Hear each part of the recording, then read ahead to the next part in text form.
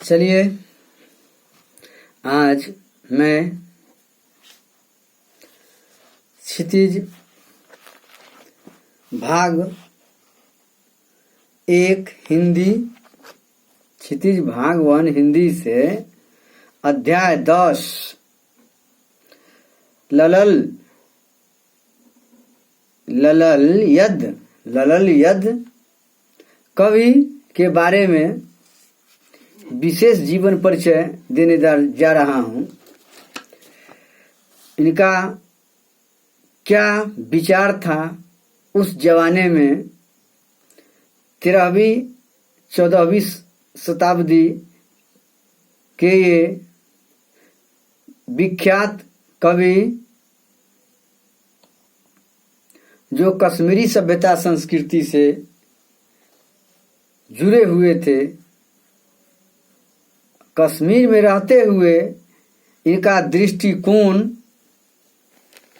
जो था वो अपने भाषा के माध्यम से, विचारों के माध्यम से पूरे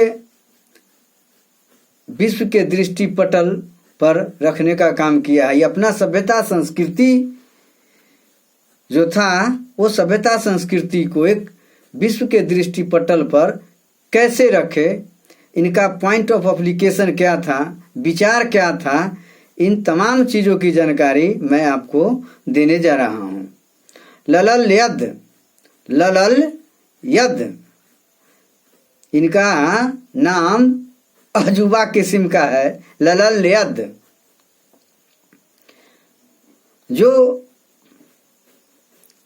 कश्मीरी भाषा के लोकप्रिय और ललद्यद का जन्म कश्मीर स्थित पामपोर के सिमपुरा गांव में हुआ था। सन 1320 ईस्वी में कश्मीरी भाषा की लोकप्रिय संत, जिस तरह कबीर को आप संत कबीर के रूप में मानते हैं, उसी तरह उस जमाने में इनको संत कबीर का ही प्रारूप था। इनका जीवन जो था वो संत कबीर का ही प्रारूप था।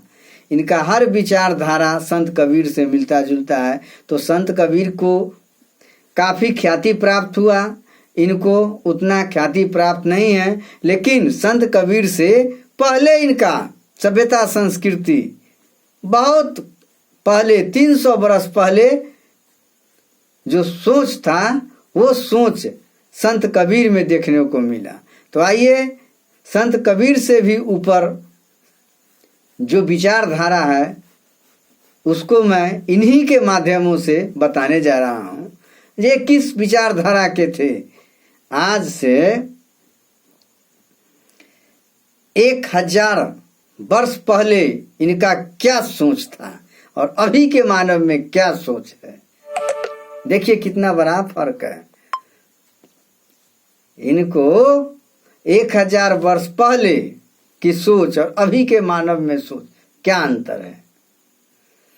तो इनका जीवन परिचय कुछ आपको बीच रख दूं। देखिए सन 1320 ईस्वी में कश्मीरी भाषा की लोकप्रिय संत लल यदद का जन्म कश्मीर स्थित पामपोर के सिमपुरा गांव में हुआ था। उनको ललेश्वरी, ललारीफा, लालल योगेश्वरी आदि नामों से भी जाना जाता था। उनके जीवन से संबंधित प्रामाणिक जानकारियां का अभाव है। ऐसा माना जाता है कि वो 1391 ईस्वी के आसपास स्वर्गवास सिधार गए थे, यानी उनका मृत्यु 1391 के आसपास हुआ था। इनका जन्म 1320 में और मृत्यु 1391 में हुआ था। ललल यद की प्रमुख रचनाएं, ललल यद ने वाक शैली में काव्य रचना की। जिस प्रकार हिंदी साहित्य में कबीर व बिहारी के दोहे, तुलसी की चौपाई, मीरा के पद, रसखान की सवैये प्रसिद्ध है, उसी प्रकार कश्मीरी साहित्य की उनके वाक्य प्रसिद्ध है, वाक्य प्रसिद्ध है। बहुत कम आदमी इनसे परिचित था, वो इतना विख्यात नहीं हो पाए पूरे हिंदुस्तान के दृष्टि पटल पर। फिर भी मैं आपको बीच इन कवियों के बारे में चर्चा करने जा रहा हूं। उनका साहित्य की विशेषताएं इस प्रकार है।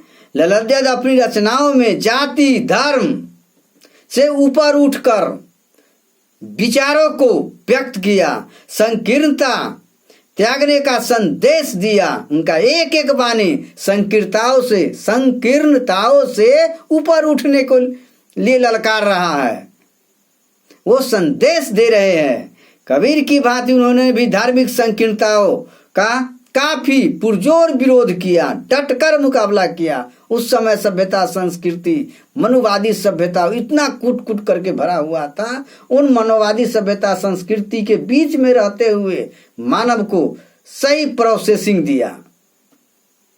मानव जीवन का जो प्रोसेसिंग होता है वो बहुत बेहतरीन ढंग से वो किया और धार्मिक संहिताओं का कस करके विरोध किया और प्रेम को महत्वपूर्ण माना। उनकी रचनाएं सरल भाषा में लिखी गई है।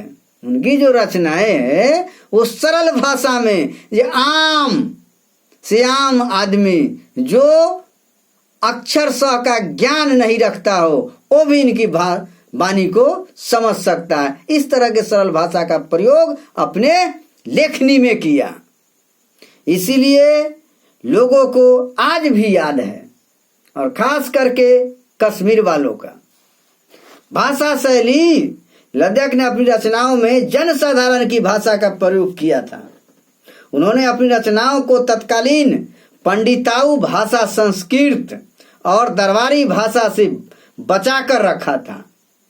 उस सब भाषाओं से बीच से मध्य मार्ग को अपना करके और इस तरह के भाषा का प्रयोग किया कि उनकी भाषा जो है हर इंसान के दृष्टि पटल पर बना रहे। और सरल भाषा का प्रयोग इसलिए किए कि नीचे से नीचे दबे कुचले इंसानों के बीच मेरी भाषा जा सके, पहुंच सके, मेरा संवाद उनके नजदीक तक जा सके और उन संवाद को पा करके मनुष्य अपनी संकीर्णताओं से ऊपर उठ सके, अपने विचारों को व्यक्त कर सके। और विचार में जो परतंत्रता थी वो स्वतंत्र करना चाहते थे, यही उनका मुख्य उद्देश्य था। विचारों की जो परतंत्रता थी उसको स्वतंत्र करना चाहते थे। हर इंसानों को दिल में अपना राज करना चाहते थे। राज कर करके उनको स्वतंत्रता की भाषा पढ़ाने का काम करते थे। तो इसीलिए वो जन साधारण की भाषा का प्रयोग किए। उन्होंने अपनी रचनाओं को तत्कालीन पंडिताऊ भाषा और दरबारी भाषाओं से बचा करके रखा, अक्षुण्ण रखा। परिणाम स्वरूप सैकड़ों सालों से आज भी कश्मीरी जनता की स्मृति और वाणी में उनकी रचनाएं जीवित है। आज भी कश्मीरी में बसने वाले जो जनता है उनके दिमाग में उनकी वाणी की रचनाएं जिंदा है। अभी भी उनका छोड़ा हुआ भाषा, बिखारे हुए भाषा जो बिखरा हुआ है, जो बोल कर गए हैं, एक एक कश्मीरी जनता के दिलों में राज कर रहा है। समझ जाइए उनकी भाषा में क्या जादुई था। उन्होंने आधुनिक कश्मीरी भाषा का महत्वपूर्ण स्तंभ माना जाता है। उन्हें आधुनिक कश्मीरी भाषा का महत्वपूर्ण स्तंभ माना जाता है, भाषाओं का पिलर, खंभा के रूप में देखा जाता है। यदि इनकी भाषाओं को हटा दिया जाए तो कश्मीर क्या हो जाएगा? वाक विहीन जनता वहां का हो जाएगा।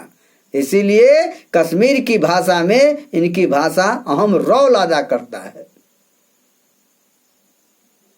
यही इनका मुख्य उद्देश्य था। और चलिए आगे मैं इनके वाक्य से परिचित कराऊंगा विशेष अगले दिन। जय गुरुदेव।